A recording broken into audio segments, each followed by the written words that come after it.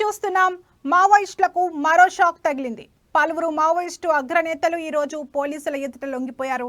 ఈ మేరకు AP DGP ఎదుట పలువురు కీలక మావోయిస్టులు లొంగిపోయారు. వారి నుంచి భారీగా ఆయుధ సామాగ్రిని పోలీసులు స్వాధీనం చేసుకున్నారు.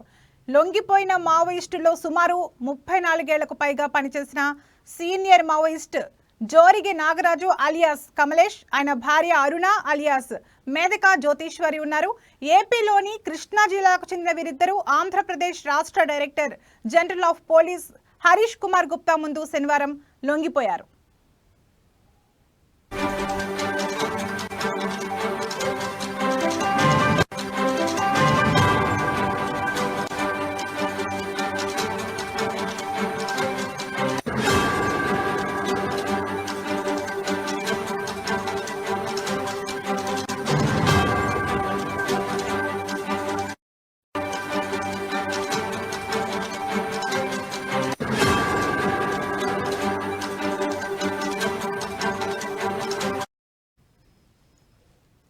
ప్రస్తుతం కమలేష్ తూర్పు బస్తర్ డివిజనల్ కమిటీకి ఇన్ఛార్జిగా పనిచేస్తూ దండకారణ్య స్పెషల్ జోనల్ కమిటీలో ఎస్జెడ్ సీఎం హోదాలో ఉన్నారు. కాగా వరుస ఎన్కౌంటర్లు, లొంగుబాట్లతో పాటు మావోయిస్టు పార్టీ వైఫల్యాలు, కేంద్ర కమిటీ విధానాలపై విసుగు చెంది ఆయన లొంగిపోయారని అధికారులు తెలిపారు. ఆయన భార్య Aruna mobile academic political organisation school కి ఇన్ఛార్జిగా పనిచేస్తున్నారు.